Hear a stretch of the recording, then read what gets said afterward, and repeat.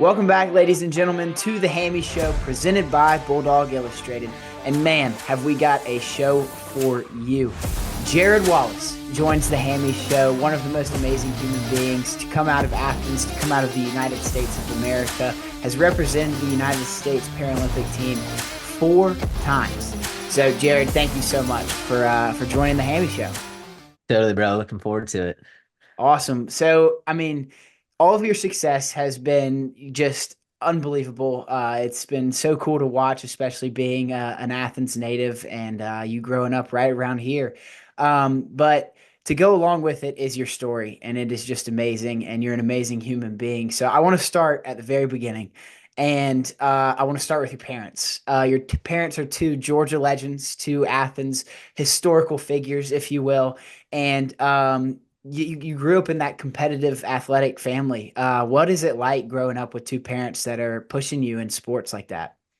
Yeah, totally. Mom being a Canadian national champion runner and all conference at Georgia and still in the record books to this day. And dad obviously a legend in his own sense, both playing tennis under the late Dan McGill and having an amazing career here at the university, and then goes on to be the nation's most active, winningest coach in tennis, over 800 wins, 38 years at one program, 4-time national coach of the year, on and on and on. I mean, it's just an amazing legacy. So yeah, I definitely feel like I had some big shoes to fill on the athletic front, but I also think I won the lottery gene pool, and so I definitely was equipped with some good genes to put it to the test. So, but man, you know what? Georgia's been such an amazing place to be brought up and raised, and I have a special place and will always have a special place in my heart for this university. They're a huge reason why I've had the career that I've had. They've been so gracious to just support me through everything that I went through. And like you said, starting with my parents, man, like, it's so funny. I kind of joke with people every now and then. I say, I ran before I walked. And what I mean by that is, while I was still like less than 1 years old, mom would throw me in a baby jogger, and she pushed me for a marathon one time, and training for a marathon, but then also actually in the race. And that's a humbling experience, getting beat by a lady pushing her baby in a during a race of a marathon. But Yeah. 3:30 is a pretty impressive time. So running has kind of always been in my blood. But I played tennis for a large part of my athletic career. From 5 years old all the way to about 15 or 16. That was the sport I was so focused in, and obviously dad having the influence there and just wanting to elevate myself as a tennis player. But man, when I started competing in the running world, I got the bug, and it was hard to turn back. So that was my follow up is did tennis ever really settle in as maybe that was going to be the sport you would try and have that success in because of your dad, but it looks like your mom, her choice outweighed your dad's. She definitely won that fight. They were both so great in the sense that they really didn't care. They just wanted me to be happy and wanted me to just excel in whatever way, shape, or form I could. And again, I really thought it was going to be tennis. I thought tennis was the sport I was going to play for most of my career, in a collegiate, and then who knows. And I didn't start actually running track and field and cross country until my freshman year of high school. And I was pretty good first years, the only freshman on the varsity squad both times, and beat the defending state champion, and was just like, whoa, okay, maybe this is something I should consider. And I didn't look like I was growing much more. And so tennis was, tennis is a big man sport. And I, 5'3" in high school, I was like, man, I don't know about this. So thankfully I grew a little bit more. But yeah, I mean, running, really was where my passion was. And I think I always wanted to compete at the highest level that I could personally attain. And I think that college was that for sure in tennis. But I really truly saw potential of a professional career with running, and I think that was kind of what ultimately made my decision. Yeah, so you go through high school, you're running cross country, running track. You've got a few records to show for some state titles in there, and then it was derailed by those initial pains in your leg. So that first surgery, it was like a routine surgery, is what I think, and you're going through the motions with that, and then you come out and it's, completely not routine. So what is that first kind of thoughts going through your head when all hope seemed lost, I guess? Yeah, I mean, I think in the early days, it was just like, man, we got to do whatever we can to, figure out what's going on and to save my leg and to get me back to, get me stable, unfortunately we had complications in that initial surgery and, found ourselves back in the OR and, had 6 or 7 surgeries within a couple week period, pretty quick back to back. At that point, you're just trying to make it to the next day and, trying to figure out which way is up, and so it was definitely a hard season, but leaned into my faith and my family and just really, had to focus on, the present moment and really taking it a day at a time. Once I got a little bit more stable over the next few months, and I think it really started sinking in that, my hopes for my future, signing to run track at Georgia and following my parents' footsteps and having a successful collegiate career and beyond was kind of going away pretty quickly and, lost my identity a little bit. And man, it definitely was, why me, and went through a dark season of life and anger and frustration and just trying to figure out who I was really.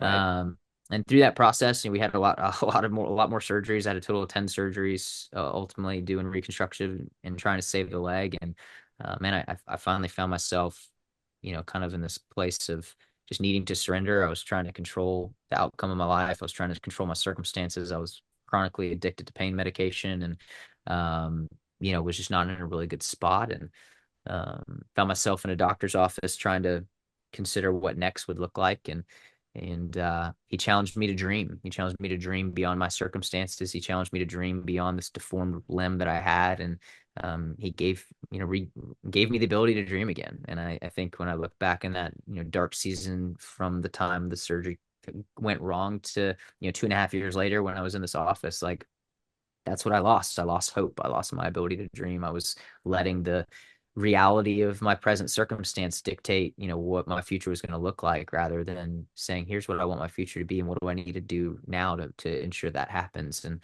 um, when I went through that activity with him, I realized that in order to live the life that I wanted to live, pain free and, some level of normalcy and being able to play with my kids one day and not really having to worry about too much, it was going to require to make a radical decision. And that decision was to electively have my leg amputated below the knee.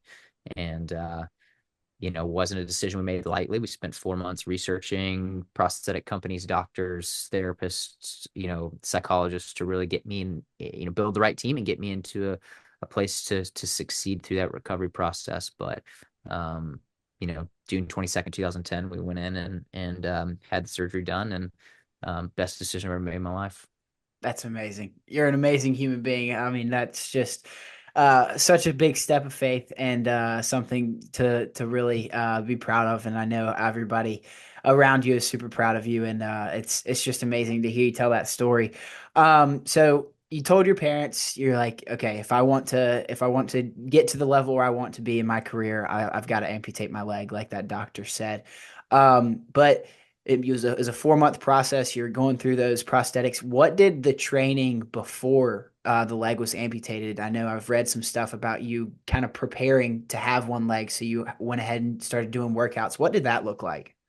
Yeah, it was a lot of weight room crutching around and doing anything and everything that I could in a seated fashion. Josh Rucci, who was my strength coach for 12 years and still works at the University of Georgia, was managing that program and did just an amazing job, just helping me get to where I needed to get to. Working with Mike Dew in rehab as well, just learning how to strengthen the muscles I needed to walk again, and muscles that I hadn't used very well for, or been able to use very well for a long time. And, having been in and out of the surgeries and I mean, there were 6, 8 months at a time where I was on crutches, man. It was just crazy. And the only positive thing that came out of that was my triceps. I have freaking shredded triceps from crutching all over the place. But, man, like, yeah, it was one of those things where, we had to focus on the body, but I really, I think one of the best decisions we made was hiring a counselor and really focusing on the mind, the body is as able as the mind is willing. And what I mean by that is, if you get your mindset right and you focus on the right things and you set the right goals and you give yourself a process to success, then your body's going to be able to figure that out. And our minds are a lot more powerful than we give them credit for. And our brain's designed to protect the body at all cost. And if we push those parameters a little bit, we can actually do some pretty remarkable things. And getting to prepare my mind for the experience I was about to go into, I think was the foundation for me understanding that I'm a lot stronger than I think I am. I can get through a lot more things than I think I'm capable of, but it has to start with the mind. Yeah. Yeah, it was a grinding, grueling kind of 4 months, really getting ready. But I'll tell you what, man, when that day came, I was locked and loaded, ready to go. Let's get this thing going. And we had timelines that I had to hit to, hit performance goals on the back end, and we crushed them. Yeah, that's amazing. So, was kind of your mentor, guiding person in your life throughout this whole process?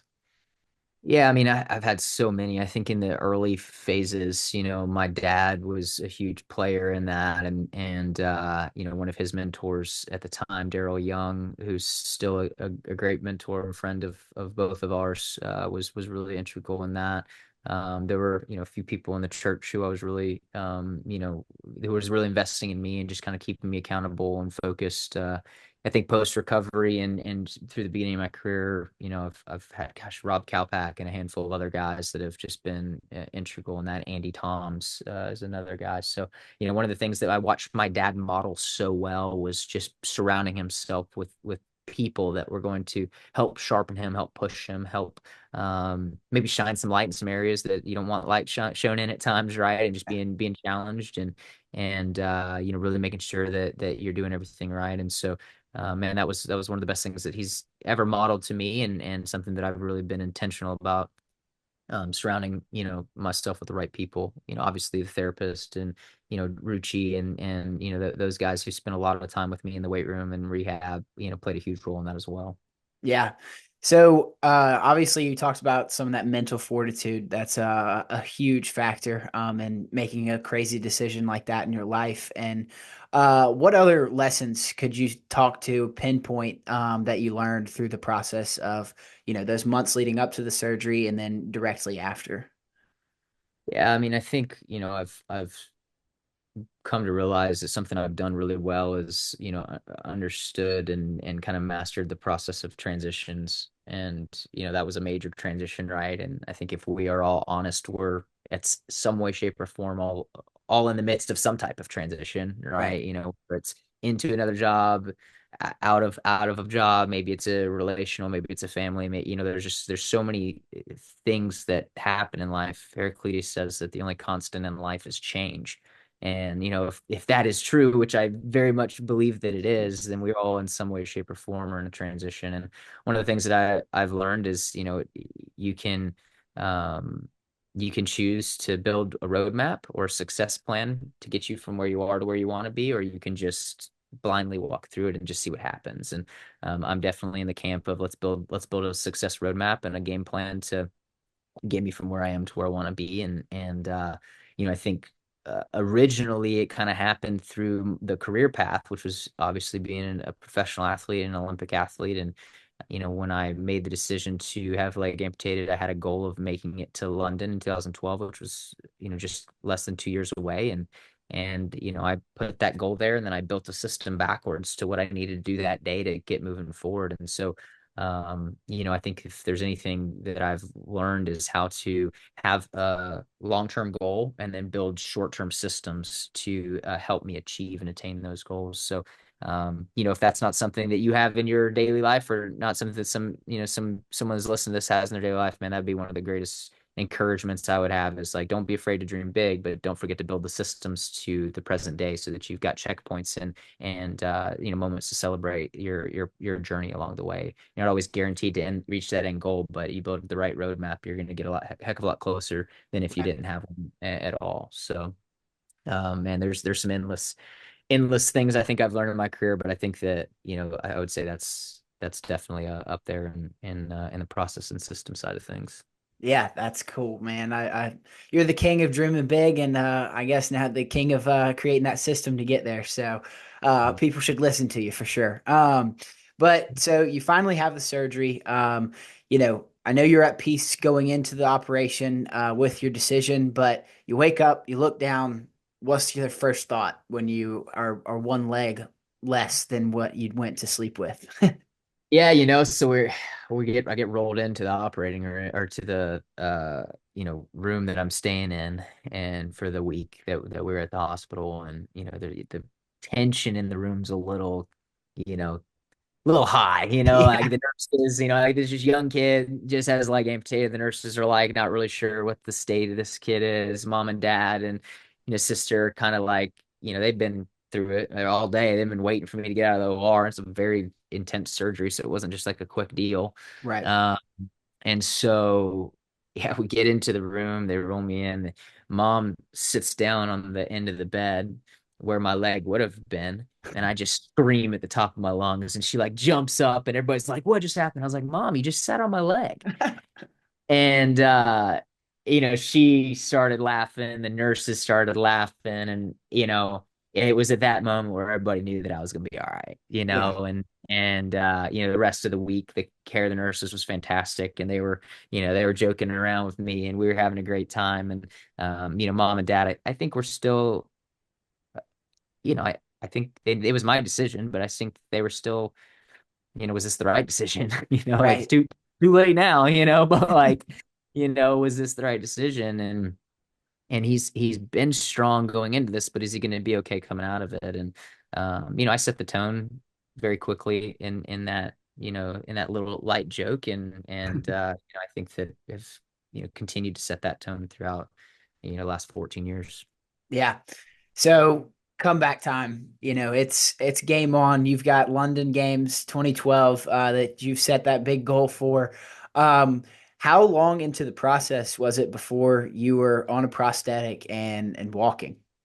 Yeah, so doctors told me based on the surgery I had to stay on the couch and keep my leg elevated above my heart for 6 weeks because of the healing process and the specific surgery I had. And so there was a bone graft that we had to do, and so the bone graft needed to take time to heal, and the more blood that was like heavily flowing in there, the more it could loosen it up. So so I got comfy on the couch, and could crutch real quick somewhere, but kind of always have to keep it elevated.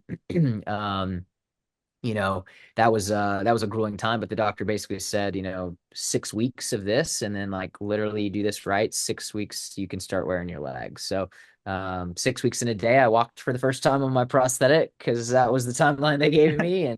And then pretty quickly after that, it was 3 months after the amputation date where I got my first running prosthetic and ran again for the first time.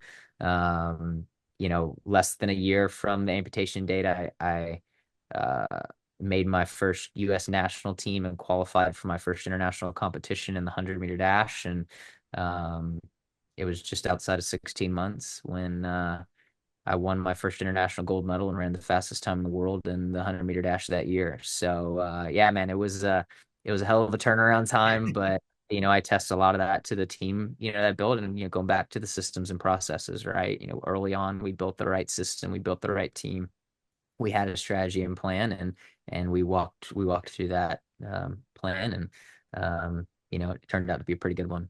Yeah. So, like you said, 16 months after, and you're doing this stuff. I mean, just like stuff out of this world. And it doesn't even make sense on the elemental chart, what you were doing. But did you, in that training process, have a realization like, hey, I'm gonna be pretty good at this? Or did it not take till that first event and you're like, you cook everybody and you're just like, okay, I've got a good shot at this? I honestly I would take it all the way back to like the day I decided to have my leg amputated in that doctor's office. You know, Again, he did something really powerful in that moment. He got me dreaming again. And I've always been a dreamer. I've always been a goal setter. I've always just really, really set some pretty crazy radical goals, and then built the teams and systems to try to get me there. And um I left that doctor's office and started got to the hotel and started Googling and researching, amputees and what my life would look like as an amputee and the technology and, people that were doing things that I like to do, like wakeboarding and surfing with prosthetics, like the stuff that Yeah. I love to do on the side. Can I golf still? Can I run? I mean, I'm researching all this stuff and I came across the world record list for track and field. And I called my parents into the room, and this is like 2 hours after like hearing that like I probably should have my leg amputated. And I called my parents in the room and I pointed a screen and I said, my name's going to be on this list. This is not why I'm having my leg amputated, but like I can run these times and I can be the fastest amputee in the world. And so I think very early on, the belief was there, right? So the power of the mind, go back to Right. that, what you determines what you believe determines what you value. Your value shapes your purpose, and your purpose ultimately helps you achieve your vision and your dream and bring that to life. And so, that's the roadmap, right? That's the journey. And that's the part of that journey. It takes personal ownership. It takes, the mental fortitude. But I believe that could be true, and I knew that if I built the right systems, it could happen. And it took three years and a couple months, but we were finally able to say, hey, my name's on that list. I've been a world record holder 4 times in my career, and it was a special day to do that. And again, I attest that moment fully to the doctor bringing me back to a place of realizing the power of a dream, the power of the right mental thought processes, and the power of a belief. Yeah. So I want to go back a little bit, think to the question or the answer you had before. Walking, you have a different prosthetic, and then the running blade. Can you talk about the difference between those, and what it looks like? Yeah, very much so. So, the running blade is kind of like a big J-shaped, samurai sword, for lack of a better term. The thing's freaking sweet. It kind of looks like the hind leg of a cheetah, or the hind leg of, a fast animal. And it attaches on the back end of the socket where like so attached behind it, and it's kind of J-shaped swoop around. Whereas like my everyday leg, where just everything mounts directly underneath the socket, and it's a lot more stable. It's a lot smoother for walking. Wouldn't want to walk around on the running blade, if I can afford not to. It's a lot taller because it's set up for compression. So I want my hips to be aligned when it's at maximum compression. The concept behind it is like energy store, energy return. So it's super bouncy. It's like kind of walking around on a little bit of a pogo stick, or kind of like a little bit of a trampoline on one Yeah. side, and then you kind of got to learn how to kind of manage it on the other side and get into a good rhythm. And um so it definitely took some time to get used to. It doesn't have a heel, so like if you think about, if you just like walked around on your toes all the time, like that's kind of the feeling of it. So the balance isn't as good, and you're not as stable on it.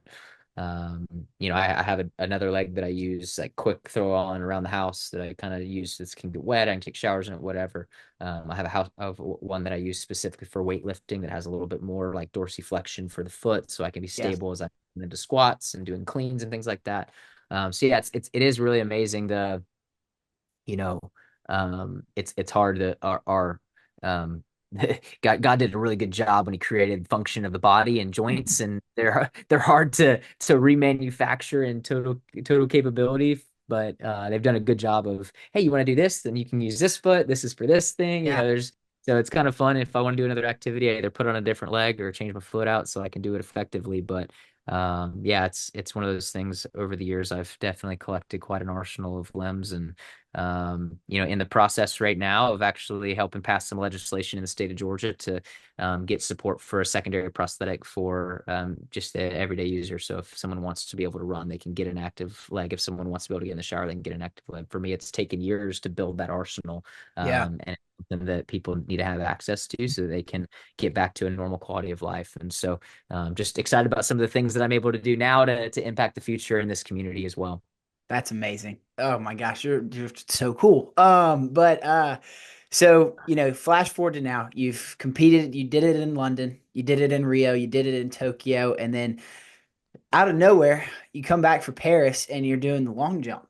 Yeah. So what was that decision? What boiled that down to that, and why make that transition?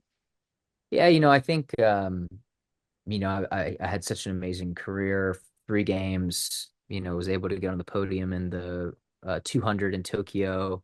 Kind of had an unfortunate situation in Rio where I got sick and I hadn't lost a race in the 100 meters in 18 months and just, didn't wasn't able to weather all the storms down there. Just making it to London was a dream. Having been world record holder in between those, all those times in the 100, the 200, the 4x1, I and world champion, right? I Yeah. kind of accomplished all the things that I really wanted to in that event, and I kind of was just getting burnt out, to be honest with you. I didn't feel like my career was over. I didn't feel like I was supposed to stop sport. I felt like I was still supposed to be in the movement. I feel like my kind of transition into what the next career looks like for me, the timing wasn't there yet. The systems weren't in place yet, and but I was tired. I wasn't having fun. And so I needed a new mountain to conquer, to be honest with you, mate. Like I think that's when it came down to it. It was like, you know what? Like yes, I have not won Paralympic gold. That's the one thing I could achieve in the running world. But, like I'm not my identity is not based on a performance or a medal. I just want to make sure I'm having fun and I'm Yeah. able to be the best version of me. And because when I'm there, I can help and impact more people. When I'm not having fun, I'm not a fun person to be around, So it was like I need to get back to having fun, and either I got to get back to the basics, I got to change coaches, I got to do something. And so I kind of did a little bit of everything. I changed coaches, I changed events, and set some new goals, set some crazy goals, and went after it. And within 2 years, we were able to become the American record holder in the long jump, be the second guy in the world ever to jump over 8 meters. The 8 meters 0.06 was the jump. It was 26 feet 6 inches for the non-metric folks. And become a Paralympic bronze medalist in a brand new event. So again, I think we'll go back to setting a goal, building a system, and building the right team to make it happen. That's one thing that I've figured out how to do and able to do in a couple different realms. But man, it's really has been a great transition from a career standpoint. I'm having so much fun still long jumping. I think it's given me some life back. I'm still competing. I'm getting back to training in a couple more weeks, and I don't know if I'm going to make it to LA, but we're going to take it a year at a time. We got world champs coming up this next year. I want to keep pushing the barriers to see how far I can actually jump, and um, in the meantime, I'm still having fun and finding ways to continue to serve this community. That's amazing. So the transition, I mean, you're a man of transition and your life has been that way, but the transition of the Tokyo Olympics, Paralympics to 2024 Paris, COVID obviously highly affects the Tokyo and games, and then you get to Paris and it's all back to normal. And it's just this glorious return to the peak athletic performance. What was kind of the differences between I guess Tokyo and maybe the games previous, but really the Paris games in 24. Yeah, I mean, the standard of games was set for me in London. We had 80,000 people in the stands booked out every single day. The UK did an amazing job of just investing in the Paralympic sport, and they created their own, marketing campaign. They created their own net TV network to literally like highlight disability in sport and disability in the community. And so that station's still active, alive and well, and they just crushed it. And so it was like, okay, I don't know if this is ever gonna get better. I mean, every day, every session, 80,000 people. That's crazy. Rio was a little bit of a step down from that, just exposure, ran out a little bit of money. It was just kind of a tough time in that regard. And then Tokyo was poised to be one of the most epic games of all time. And, I did a, really intentional job of having only Japanese sponsors post Rio going into the Tokyo games, and really just tried to build the team to where, Tokyo was almost going to be a home field advantage for me, right? Yeah. Like I'm not a Japanese athlete, but I was supported fully by the people in Japan. I was more known in Japan over that 5 year period of time than it really was in the US, to be honest with you. So um, that was something I was just so excited about. Unfortunately, you can't control global pandemics, and the timing just didn't work out well for them in that regard. And then obviously the next year, from a financial standpoint, they had to have the games, but it just still didn't work to have people in the stands and have people travel. And the village was very weird. We were getting tested every day, and mask requirements, and kind of like isolation room stuff. It was just weird. The experience as a whole was weird. It was weird to win a medal and look up in the stands and no one was there. The dream is to win a medal and to be able to celebrate with your team, with your family, with your loved ones, to take your little boy and pick him up and run a lap around the track with them and celebrate that, right? And man, that just didn't happen. And I don't want to say that I originally thought Tokyo was going to be my last games. I mean, 3 games is crazy to be able to compete in 3 games at a high level. And I think in my mind, I was like, hey, this probably could be my last one. And then when the stadium was empty and it was only 3 more years of the next one, I was like, let's go again. And, Yeah. um, long jump obviously was the transition there, but, man, to be able to be in a full stadium again, to be able to experience it in a way too, like 100 meters is so crazy because it's just like, the race is literally over in 10 and a half seconds. You get onto the track, you kind of get a little bit of energy from the crowd, but like, man, the crowd's quiet and like all focus. I mean, the world stops for the 100-meter finals, right? I mean, it's Right. just nuts. And gun goes off and then it's over. And like, you kind of get to experience it. Like, obviously, if you win a medal, it's super fun to celebrate on the back end, but it's just like, it's so quick. And the 200 is very similar. I mean, we're talking 21 seconds. It's not that long, right? And in the long jump, I mean, we're on the track for 2 hours, Right. and you're in it and you're like, waving to people in the stands and talking to your coach, and you got all these interactions between jumps. I mean, just dynamically, it's very different. And I think that was something that I had a little bit of practice in just from other competitions, but not in this caliber, not in this level. And you got to stop for medal ceremonies, and the whole competition stops for a second for them to do Yeah. that. It was just a weird dynamic. I think your first games experience in a different event is just always unique, and this one was really that way for me as well. But then, man, to win the medal and to have my family there, and it's the first time Dad got to see me at a Paralympic Games. It's the first time my brother-in-law and nieces, and obviously the first time for my wife and kiddos. And it was just and in-laws were there. I mean, it was just so sweet, man, to have that moment, to have that experience, to my now background photo on everything is, the four of us, while I'm on the track, got the kids, it's just such an epic photo. And that's the dream, right? I mean, I Right. spent 14 years now in this profession with the Olympic dream is to win a medal and celebrate with your family. And, that got to come to fruition in Paris. And I mean, I'll retire tomorrow and be completely content and happy. And I think when people ask, well, are you going to go to the next games or what's next? Like, you know what? I'm still having fun.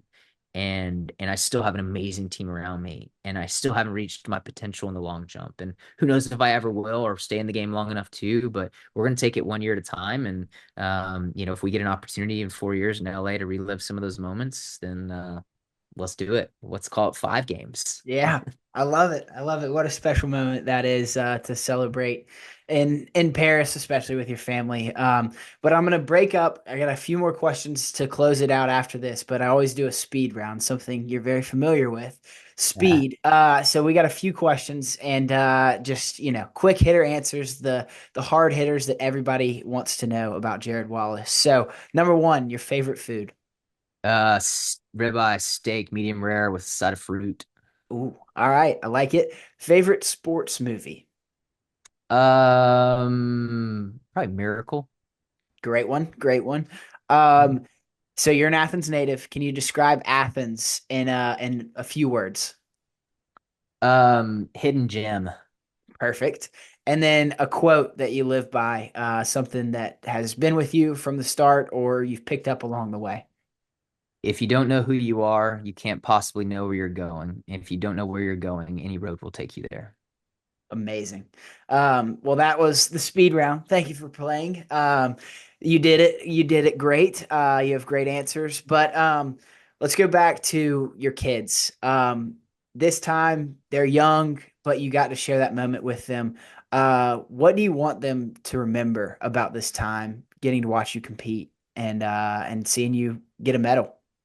Yeah, I was 6 years old when I was really have a clear memory of the Olympic Games. And it was 96 games, Michael Johnson, 200-meter finals, gold shoes, world record, like just legend.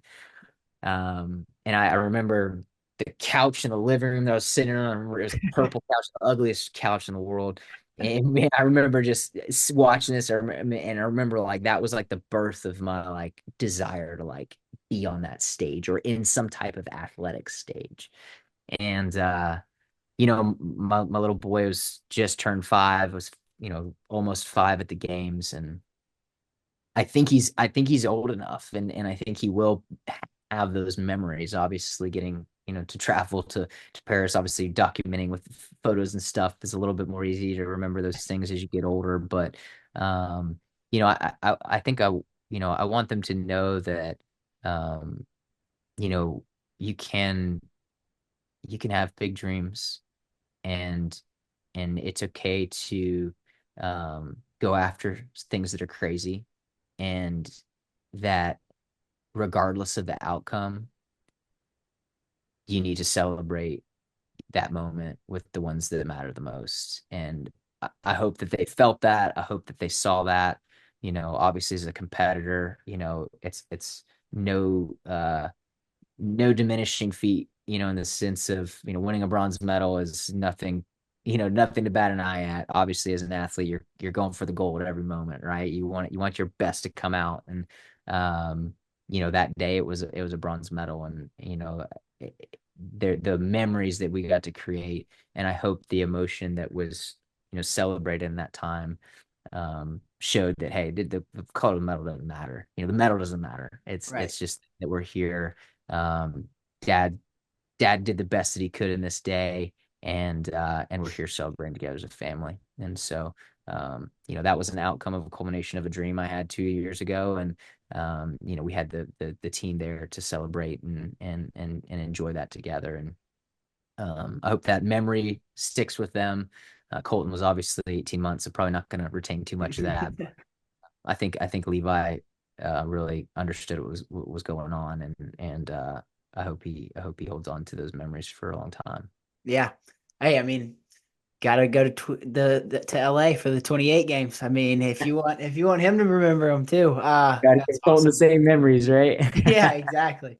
Well, that's amazing. I got a few more things and we'll wrap this up. I know you got a busy schedule, but so you have tattoos on your ribs, and it's a pretty cool story. I read about it, but I want you to talk a little bit about that story and why you got those tattoos. Cool. Yeah. So I've always been intrigued by the idea of tattoos and art, and I probably would have a sleeve tattoo if it wasn't for my wife right now, who's in all of her wisdom and has encouraged me against doing that. And she's probably right, probably not the right thing to do, but I just enjoy having tattoos. I think it's a fun process, but I like the storytelling aspect of it more than anything. It's for me, it's less of an expression of art and more of an opportunity to tell a story and create a conversation that maybe otherwise wouldn't happen. Um, Her argument for me not getting a sleeve is that I've got a prosthetic leg, so people are interested in asking me stuff anyways, so I don't need a sleeve tattoo to do that. It's a great argument, and she would make a great attorney, or maybe debater. But I have two on both my ribs. Obviously, can cover those up with keeping a shirt on, and one of them is a representative of every surgery I have, and their words, their phrases that I've kind of their emotions that I felt during the process. And they're in the shape of a cross, and at the top it's faith, and it says peace, adversity, endurance, strength, pain, hope, and then family is the base. And then James 1, 2 through 4 is the Bible verse on the bottom, and then it's got 3 nails. So it's 12 total, which are the amount of surgeries that I've had, and just kind of a total representation of my story and what I went through. And it's a cool opportunity just to share a little bit of who I am in that, and that that really represents a personal journey that I kind of have been through. And then on my other side, I've got the USA Track and Field emblem with kind of my the verse that's kind of a mission of mine, 1 Corinthians 9:27. It says, I discipline my body like an athlete, training it to do what it should. Otherwise, I fear that after preaching to others, I myself might be disqualified. And, that I always, when I made my first US team, it was like, I always want to get this logo, but I also wanted it to, realize that I'm not running for myself, and my purpose in life is to bring glory to the Lord in everything that I do, and realize that there's an application of discipline and disciplining my body, but I'm also disciplining my mind, not just so I can have gain, but so that others can see him in me. And that is that's the other kind of big part of my story. And one of the tattoos obviously really personal to my past, and the other one is really, really personal to kind of my present calling. That's amazing. So to close it out, I always ask this question for these articles. You were, first of all, it's kind of a two-parter since you've got a little special moment with it, but you were honored on the field at the Auburn game, I believe it was, alongside the Olympians that competed at the Paris Games. And it was a pretty cool moment to get to see you with a lot of track and field stars and Coach Carol Smith Gilbert, and just that whole squad. But first of all, I want to know about that experience, and then second of all, to close it out, I always ask, what are your expectations for this Georgia football team? Yeah, I mean, it's so special to be able to get honored in front of the hometown. And again, Georgia's played such a huge role in my career. I test a lot of my success to the resources that they've been so gracious to give me. And regardless of who the coaches have been, they've always just welcomed me with open arms. And Coach Carol Gibbard is a great example of that. She runs a tight ship and is an amazing coach, and has high expectations for her team, and for her to see me as someone who adds value into that by being around is a huge honor. And grateful to be able to share both access to the track, but also just to love on and encourage the team in any way that I can. And it's been a great relationship again with the university.